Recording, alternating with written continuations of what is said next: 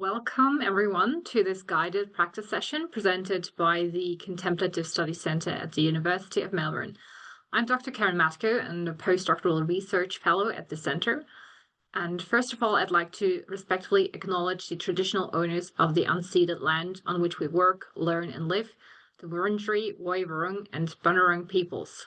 We pay respect to elders past, present, and future, and to any Indigenous people present today. I also want to remind all participants that your well-being is our highest concern, and that by joining the session today, you do so in compliance with the CSC terms and conditions, as you indicated when registering online. Please see the chat for more information, and if you're unwilling or unable to comply with the CSC terms and conditions, we respectfully ask that you please leave the session now, just as a disclaimer. We are delighted today to welcome Georgia Cummings to facilitate this guided meditation series for chronic pain and illness. Georgia is a retired registered nurse with over 30 years of experience in palliative care and nursing education. She is also a registered Buddhist chaplain and volunteer educator at the University of the Third Age, Brisbane. If you have any comments, questions, or reflections, please place them in the Q&A at any point during the session, and we'll address as many of them as possible towards the end. Welcome, Georgia.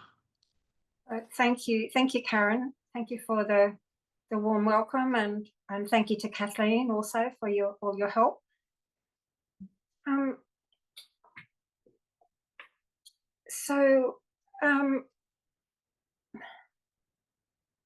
I first learned about Vipassana meditation at a 10-day retreat in 2002 at Dharma Rasmi, a Vipassana centre on the Sunshine Coast.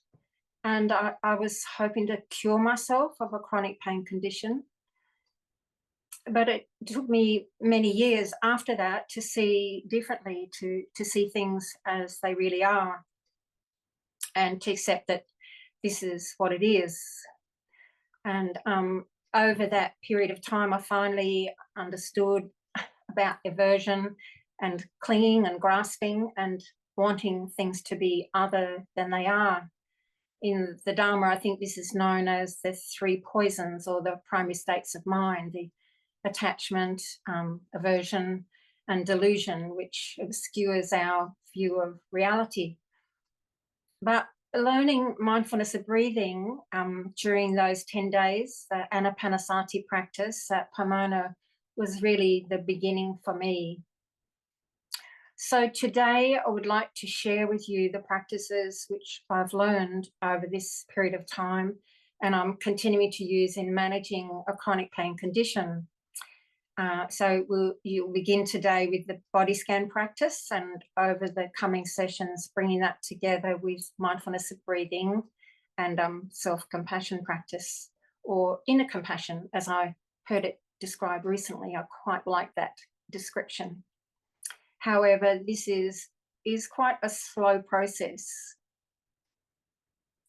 So chronic pain is a vast subject, and some conditions that come to mind are back pain, osteoarthritis, migraine, endometriosis, and fibromyalgia. They're just a few. In fact, interestingly, there was an article in The Guardian this morning about some research that was being done at the University of New South Wales about back pain, and it was like a controlled randomized trial of about 89 people, but they were looking at emotions and how we manage our emotions in pain conditions. So I think it's in the Journal of, I can't remember. It's in The Guardian anyway. It was interesting. Yeah. So defining pain, pain that is acute or short-term is a response to damaged tissue and usually disappears once the tissue is healed. I think we all understand that if you've ever had an injury.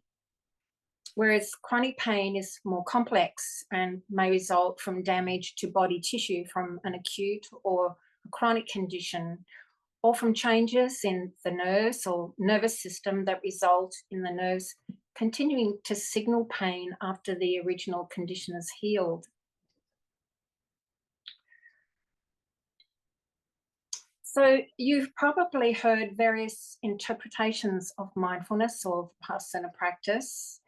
And I like this one, which I found only in the last week when I was doing a little bit of research. I found this at Western Australian Health website. I think it's called Clinical Interventions. And they describe mindfulness as paying full attention to what is going on in you and outside you, moment by moment, without judgment. And it means you observe your thoughts, feelings, and the sensations of taste, touch, smell, sight, and sound. And you're also aware of your surroundings. And I liked it because it describes my experience of mindfulness. So, by learning the skill of insight meditation, we might find a way to move out of the overwhelm of suffering and distress that accompanies chronic pain and learn to moderate our response to pain. So life is changed for us by chronic pain or illness. If you consider how pain impacts or it can impact your work life, your social life, and your energy levels, all the little things you've previously taken for granted are different, but through these skills, through acquiring these skills, you can learn to live with your condition in a different way. And it's about knowing how you are feeling in this very moment and having a kinder and gentler attitude towards yourself. So with daily practice, you might find that you can train the mind to recognize that this is my experience right now, but also seeing and appreciating how your body sensations are continually changing. This is very interesting to notice this, in fact, especially with the body scan. You'll begin to notice how your mind states also change from moment to moment. So we're noticing emotions and feelings in the body. But I'd like to share a little bit now about my first encounters with Vipassana meditation and how I sought to manage a chronic pain condition. My story began in 1990. I was working in acute care nursing in a very busy hospital, and I contracted a viral illness and I became very ill and I had to take 3 months off work. I was eventually diagnosed with inflammatory arthritis, fibromyalgia, and chronic fatigue. And all of these conditions were ongoing even after I began to recover and I returned to work. Although I didn't return to acute care nursing, I chose to work in the community at a slower pace and with less stress. But that was my introduction into palliative care nursing, which was amazing. However, I initially expected my condition was temporary and I would recover. I really had no idea that I would still be dealing with it years later. In 1994, I had my first experience of Buddhist meditation as a student in the Master of Nursing program at Griffith University. We had a lecturer from Sri Lanka who was teaching us what the course was therapeutic counselling, but he took us on a one-day retreat out into nature, into the hinterland of the Gold Coast, and taught us a little bit about mindfulness meditation, and then we meditated on the 4 elements, and it was really quite incredible. It was my first experience of Buddhist meditation, even though I had been brought up in a Christian tradition. I went to Sunday school and then I went to Catholic high school, and we did have Christian meditation and silent retreats, but this was really different. It was really different. In 2000, I joined a yoga class and a weekly mindfulness meditation group at the Gold Coast Yoga Centre with my teacher, Cameron Story. I joined the yoga class because my husband had been very ill and subsequently died of cancer. And I was really struggling with grief after the loss of my partner. But I was also hoping to recover from the chronic pain still through yoga and meditation. And I clearly remember we used to do Shavasana, I think that's how you say it, Shavasana practice at the end of the weekly yoga classes. And I found myself just silently crying. I could feel the tears rolling down my cheeks because we'd be laying there for maybe 10, 15 minutes. The lights were turned down, and it was a great release from that grief experience. I found it was really healing. Our teacher, Cameron, used to encourage the students who came to his classes to try the 10-day retreat up at Pomona at Dharma Rasmi. So I decided that I would try the retreat. In 2002, I applied to do the Vipassana 10-day retreat. And still, I was believing that through this retreat, I might find a way to overcome the chronic pain and that things would return to the way they were. But they didn't. During this time, I was also seeing the rheumatologist, I was seeing physios, I saw an osteopath for a while. That was quite helpful. Had some acupuncture, not sure if that really helped or it was just a psychological effect. I had some remedial massage, but I declined medication, even though I was offered medication for my condition, because I had done quite a lot of research and I really didn't think it was going to be very helpful. Although I would take Panadol, there was no other medications that I was taking. In 2003, I did a mindfulness and self-compassion training with Malcolm Huxter, who's a clinical psychologist and an insight teacher. He was in the same area health service where I was working, and he was offering this training for clinicians. And Malcolm introduced me to the practice of noting and labeling, and also noting and labeling. I think it's the Mahasi Sayadaw technique, but he also put us through some really practical metta exercises, and that kind of stuck with me. Although I did some metta training in the maybe the last day of the Vipassana retreat, it was only kind of lightly touched on, whereas with Malcolm, it was much more in depth. And after this training, I began to notice when I was stressed at work, I would actually find that I was holding my breath. And I would have to remind myself to just soften and to let go and to actually breathe.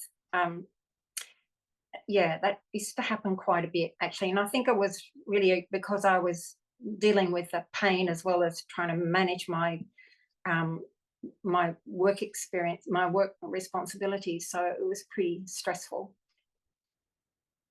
In 2011, I witnessed my mother for a long period of time until she died. And following her death, I had a cancer diagnosis, and all of that kind of cumulative stress resulted in a major depressive episode, and I decided to ask my GP for a referral to a clinical psychologist.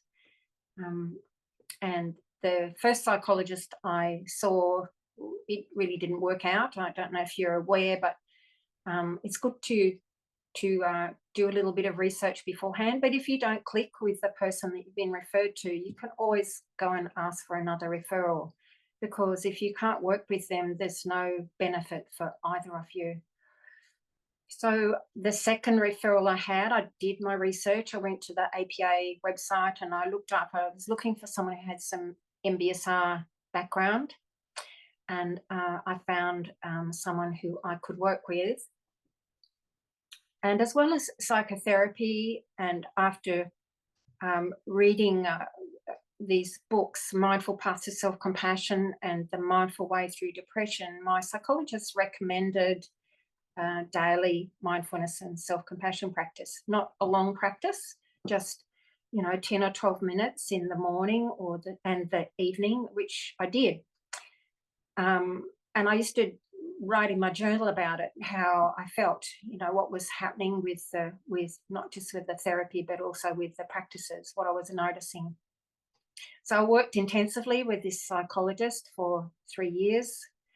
And she also shared with me the website Dharma Seat Talks, where I used to listen to some guided practices. So in 2014, my psychologist encouraged me to try the MBSR 8-week course through Open Ground. I think they're all around the country now, in all the capital cities at least, offering an accredited MBSR training. And although I was not keen, I was curious to understand more about managing stress and pain and other conditions, because I still had this feeling that I was going to cure myself and get rid of this pain. I was retired from clinical nursing at that point, and I still wanted to utilize my skills. So I joined the University of the Third Age as a tutor, and I designed some courses around aging. I called it the Art of Aging. And at the end of my course, I added a little bit of mindfulness meditation and metta practice. And the people who came to my classes enjoyed the meditation practices more than the other content. So I decided to drop the other content and to just focus on meditation. And so my classes have really grown from there. In 2016, I did a number of Dharma study courses, including some training as a Buddhist chaplain through the Queensland Sangha Association. But the Dharma study courses I did were through Harvard. They offer a free course. I'm pretty sure they still offer these courses in various traditions, but the one I was studying was Buddhism and its scriptures. So it covered all of the different traditions. It was a wonderful course. I did a course at Bodhi College in the UK, the Four Noble Truths. I did another training at the Barry Centre for Buddhist Studies. These are all online. The Barry Centre for Buddhist Studies course was called Entering the Path. And all of this gave me an introduction to some leading Buddhist teachers. And so I was beginning to get more of an understanding of the teachings, because it is so vast.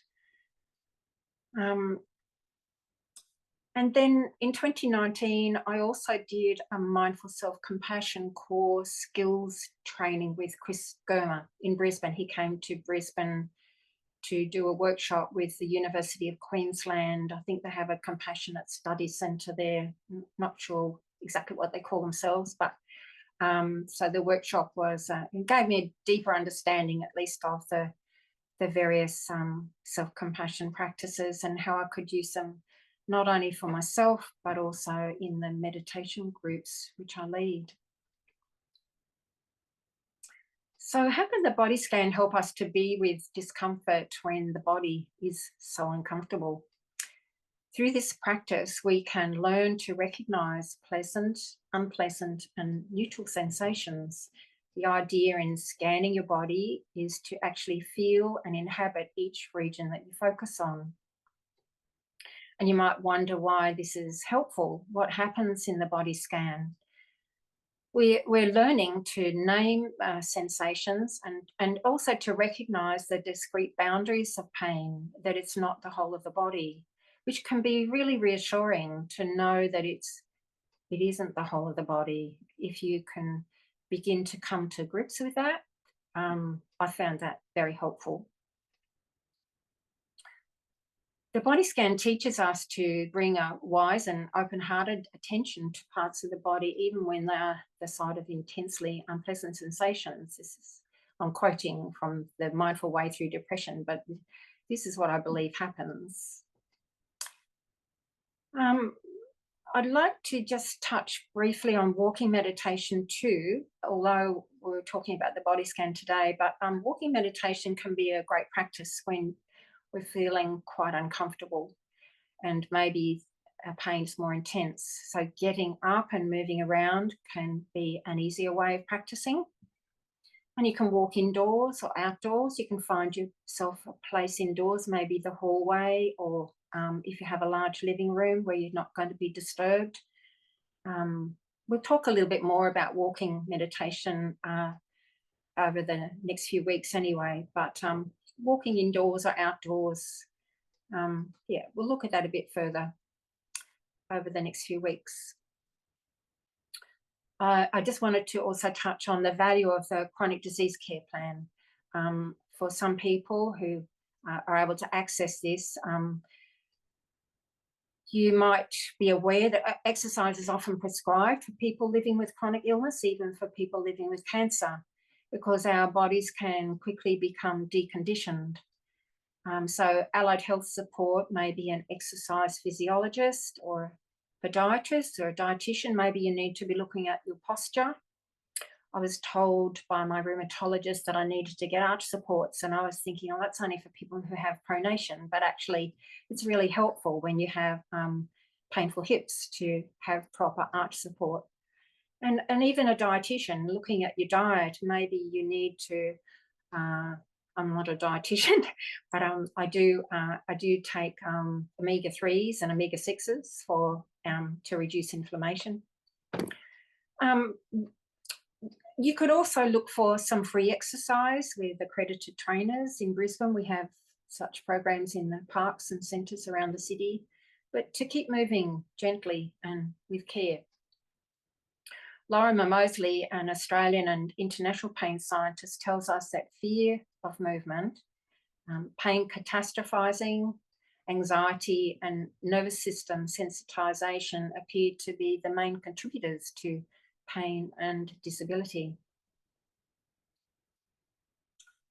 So in the metta practice, we'll be using the traditional Buddhist phrases, and we'll form an intention of wishing well for ourselves and for others, moving through the various categories of being. And over time, you might notice a softening and ease towards yourself and your struggles. You might recognize moments of self-judgment and harsh criticism more readily, and perhaps choose to let go of this attitude and bring a gentler, kinder way of being. So I'm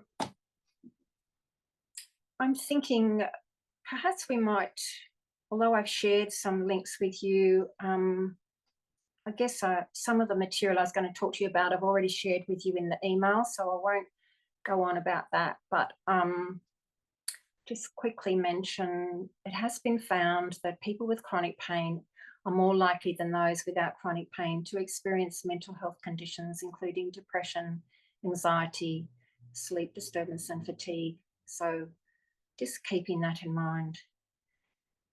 Before we finish, I'd like to encourage you from this week too to try a daily meditation practice. It doesn't have to be long, even 5 to 10 minutes will be beneficial on a daily basis.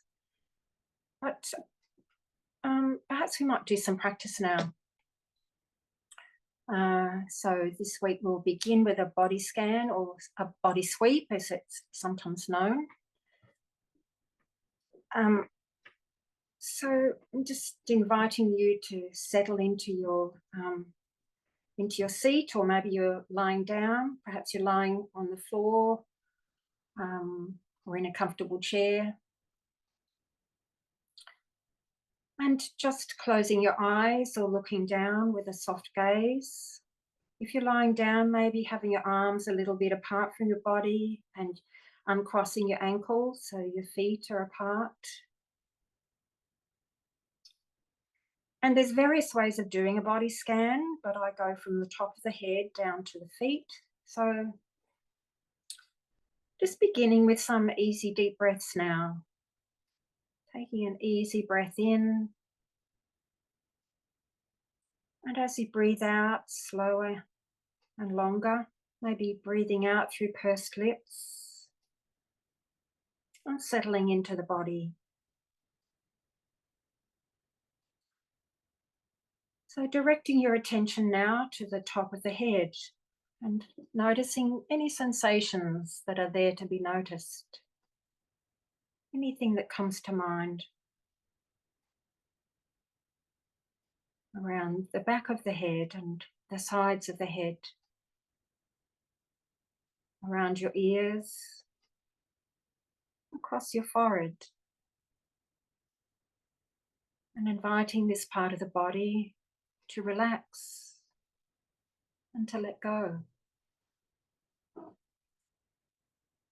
Directing your attention then to your face and noticing your eyes and your nose, your cheeks and your mouth. Perhaps your cheeks feel warm. Maybe you notice slight movement around your eyes, the little tiny muscles contracting around the eyes. And perhaps keeping your mouth a little bit open, feeling how different that is to having the mouth closed. And we invite this part of the body to relax and to let go. Directing your attention then to your shoulders and noticing how they are right now.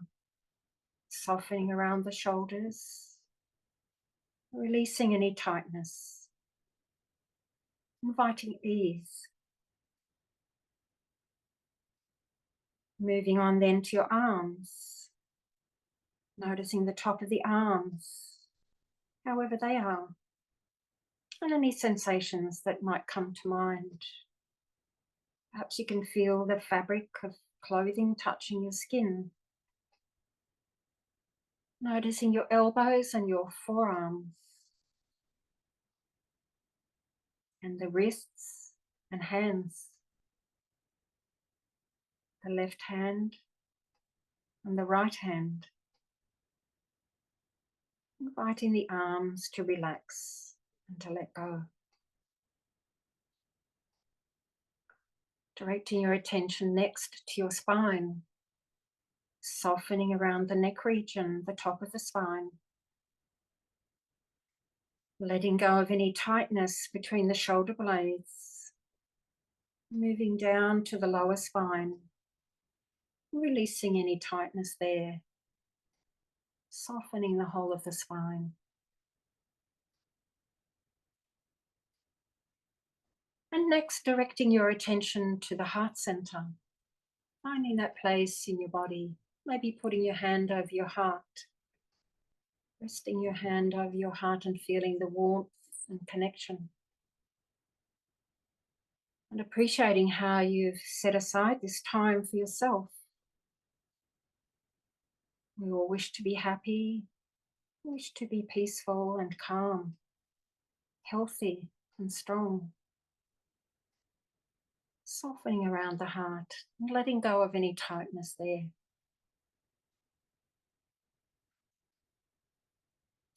So now directing your attention down to your hips and pelvis and the belly.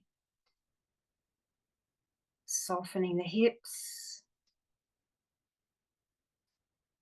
Keeping the belly soft. Inviting ease.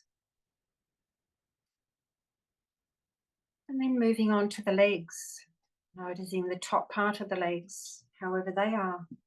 Maybe you can feel the contact with the seat beneath you, sense of firmness. And moving on then to your knees and noticing the space around your knees perhaps. And the lower legs, the calves and the shins. Any sensations that come to mind. And then finally, directing your attention to the ankles and to the feet. Noticing the top of the foot and the bottom of the foot. So through this body scan, we become more attuned to the whole of the body, noticing any sensations that come to mind, whether they're pleasant, unpleasant, or neutral, and realizing but these sensations are continually changing. So before we finish this brief practice, let's return again to taking some easy breaths, easy deep breaths, noticing how that feels in the body. As you're breathing in, feeling your lungs expanding, stretching into your belly. As you're breathing out, making your out breath long and slow. And another deep breath. Breathing out slowly. And one last deep breath. When you're ready, opening your eyes and coming back into your space.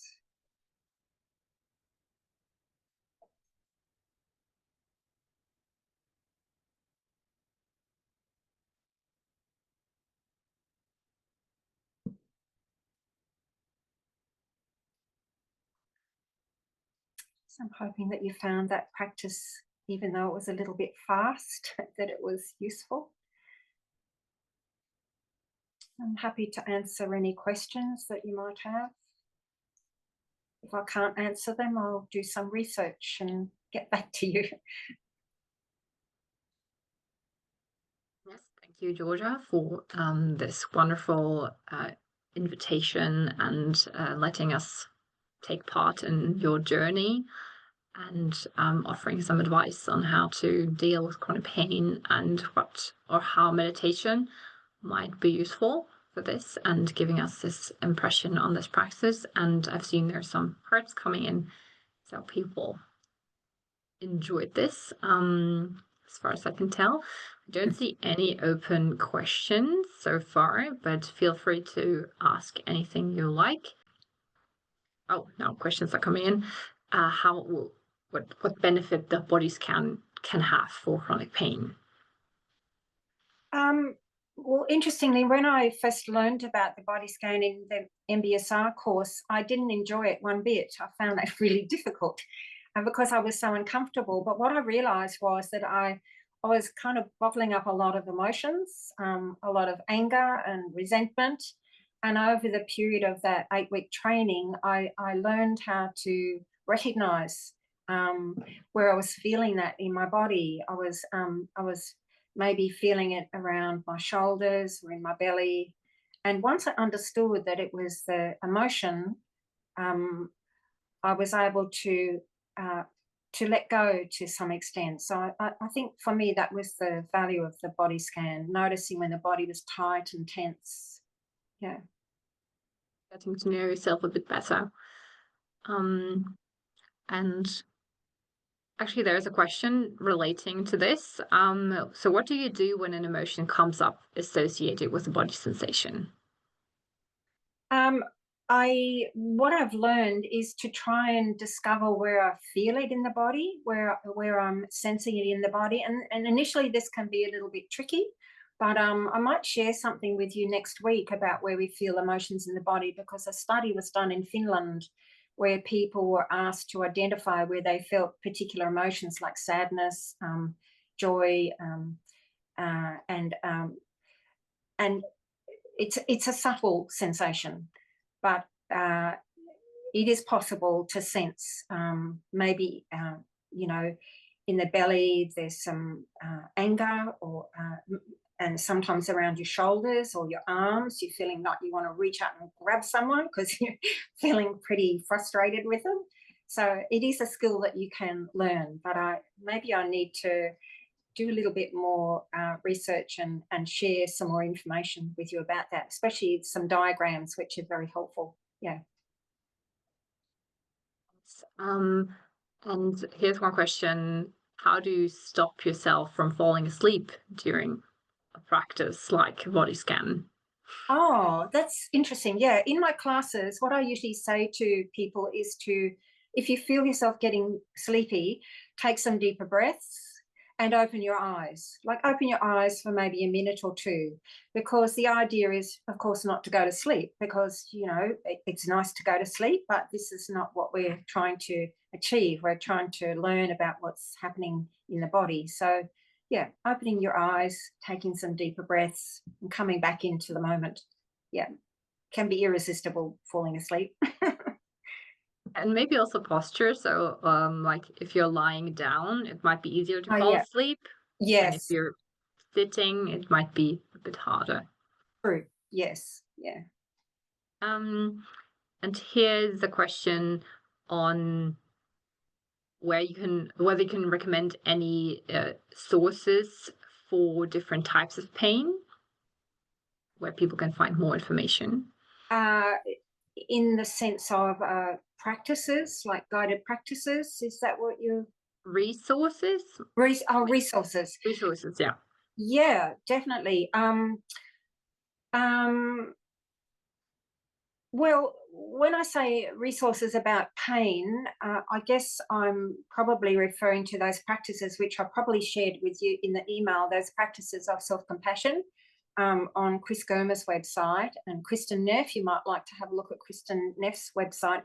But specifically about pain, there are a few Dharma teachers who work with pain. One of them is Shinzen Young, and he has a website looking at pain. Also, another teacher, Oren Sofa, who he has a condition called oh, can't remember it right now, but he has some excellent um, resources too on working with pain. So perhaps I can share them with you next week in the email, if that would be acceptable. Yeah. Totally.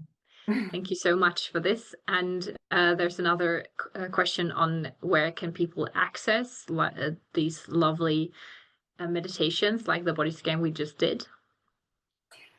Um, there are some body scan practices. If you go to Chris Gomer's website and Kristen Neff, selfcompassion.org, I think it's called, you'll find a body scan there. But also there is a really nice body scan. There's a teacher called Gil Fronsdale with the Insight Meditation Center in Redwood City in California. And I initially started working with his body scan. It's a longer one, about 35 minutes. So that's the Insight Meditation Center, Gil Fronsdale. And there's an app, like he has an app where you can just do that as perhaps a daily practice. Yeah, he's a lovely teacher.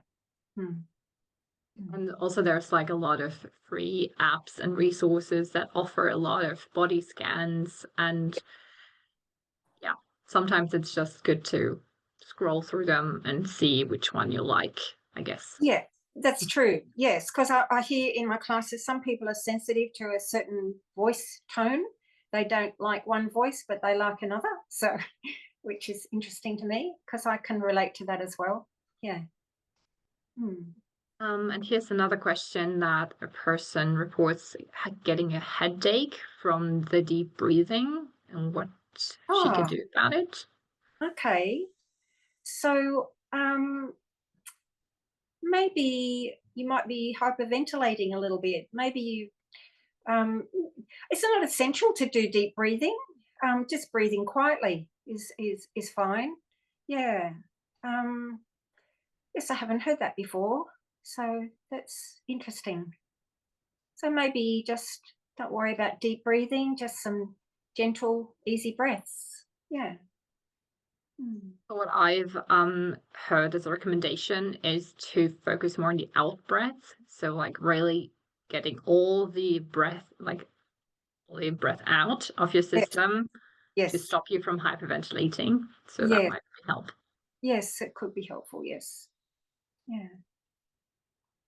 So I don't see any other open questions so far. If anything pops up, we still have a few minutes left.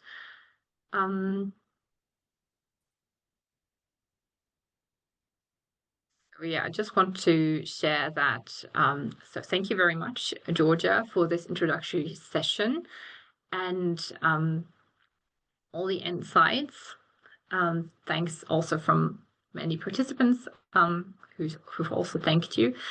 And just for all participants to know, we will have a few more of these sessions, and they will have longer practices and also time for reflection and Q&A in the end. So we can explore this topic a bit more and also practice a bit. Yes, because I was hoping over the next few weeks to also add in some mindfulness of breathing practice and a metta practice. So there'll be a body scan, mindfulness of breathing, and a metta practice, which will probably take about 30 minutes, I guess. Yeah. We have like maybe one final question to answer before we end this session, by another attendee asking how best to relax spinal muscles during the session. Oh, right. So it's all about the positioning of the body, I think. Look, you might even want to use like a heating pad if your spine is really tense, but lots of cushions as well. You know, if you've ever done yoga, like cushions under your knees, maybe, and making sure your arms are supported, making sure the whole body is really well supported. Just lying on a mat is probably not enough if you've got back pain. Yeah. Yeah, and like you said, exercise and gentle movements are always good. Yes. Also maybe to prepare a meditation session or to help you relax. Yeah. And not to panic, like, don't worry, it's going to be okay. Yes. Fantastic. So I thank you very much again, Georgia, and for facilitating this session today. Any questions we haven't answered now, we will answer next week. So please make sure to come again, and we will answer your questions then. And thank you, everyone, for joining us today, and we hope to see you again next week. Thank Have you. a good day. Thank you. Bye. Bye.